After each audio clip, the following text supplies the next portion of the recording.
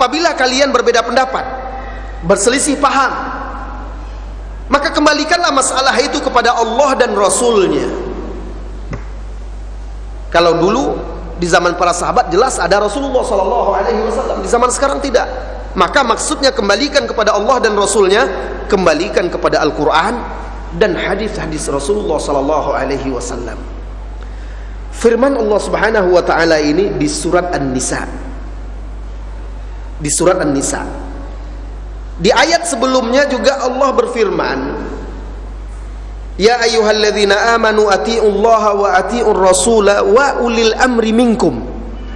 Sebelumnya, lalu fa in tanaza'tum fi syai'in farudduhu ila Allah war rasul in kuntum tu'minuna billahi wal yawmil akhir dzalika khairu wa ahsanu ta'wila.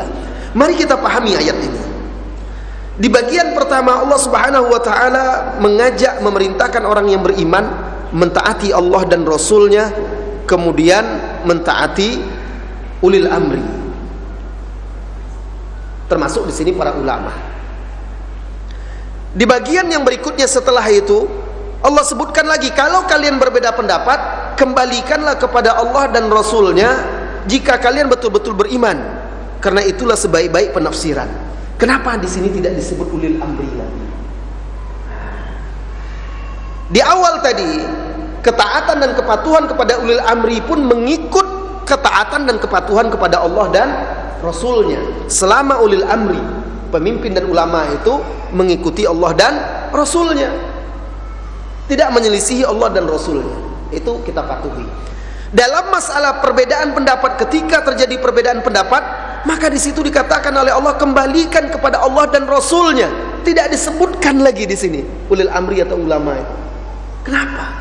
Karena landasan beragama itu, landasannya adalah Al-Quran dan Sunnah. Itu yang dalil. Perkataan ulama bukan dalil.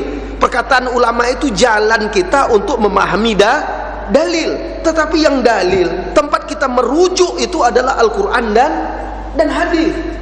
Maka yang wajib dipegang teguh itu adalah Al-Quran dan hadis. Adapun perkataan ulama, apabila sejalan dan memiliki dasar-dasar dari Al-Quran dan hadis yang sahih, boleh kita pegang dan kita ikuti.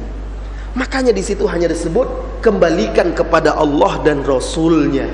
Tidak disebut di situ ulil amri lagi, yang mana di situ termasuk para ulama.